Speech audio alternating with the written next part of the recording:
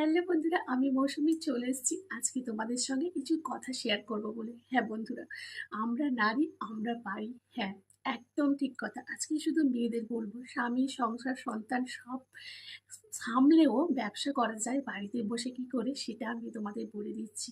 হয়তো আমরা অনেক সময় অর্থের অভাবে ব্যবসা চালু করতে পারি না। আমি যে ব্যবসাটার কথা বলবো, তোমাদের ১ টাকাও খরচা হবে না। শুধুমাত্র তোমাদের সুন্দর মোবাইল আর সুন্দর আঙুলটাই দরকার।